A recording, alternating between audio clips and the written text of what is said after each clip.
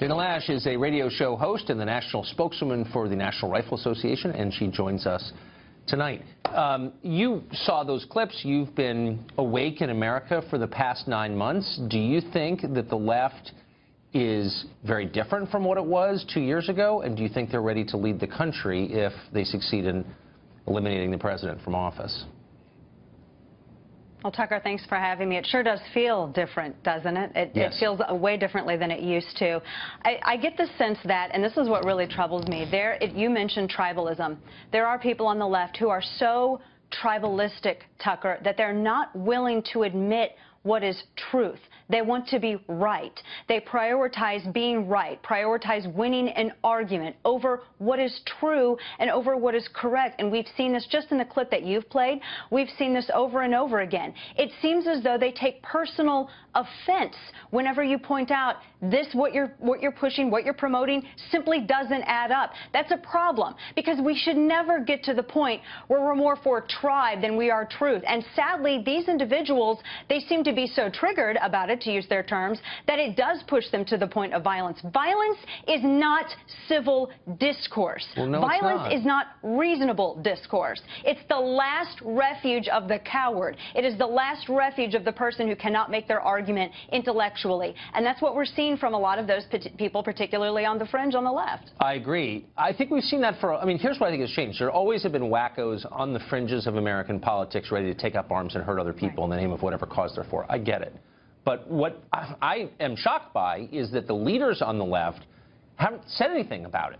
And when you press them, is it acceptable to shout down a speaker, to smash store windows, to take to the streets, block traffic? I mean, those are acts of violence.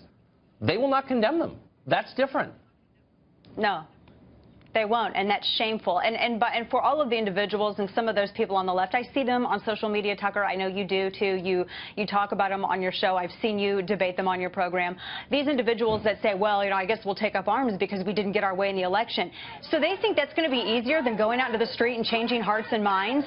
What a lazy response. They can't go out to vote, so what makes them think that they're going to be able to win some kind of conflict? It's insane. And elected officials need to be able, they are required.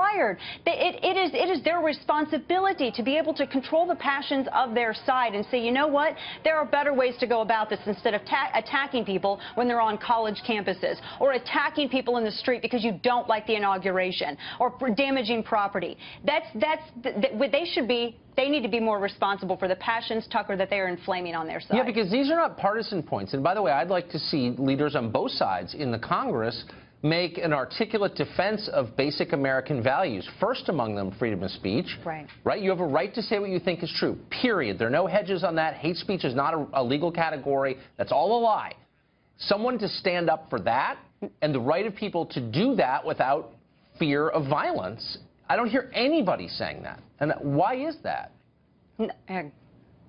That's a great question. I mean, I hear people who are on the right side of the aisle saying it quite frequently. Okay. I know people like you say it, people like me say it. But on the left, though, Tucker, I mean, really, for instance, Maxine Waters, or the people that you just spoke to in the clip that you played right at the beginning of this segment. What is so wrong with saying, you know what, violence is unacceptable? If we see violence on our side, because they always said, remember the Tea Party. They always said the Tea Party was so violent. If we were to even ever see anything like that, which it didn't happen, we would have called it out, because that's not what we're about. The left needs to figure out what they are about. And Tucker, we're rolling towards 2018. We're rolling towards 2020. Right. Voters already told these people, the fringe, look, we don't buy your identity politics. We like jobs, trade, manufacturing. Can you people please get back to the point? That's what their base told them. They're still not doing it, Tucker.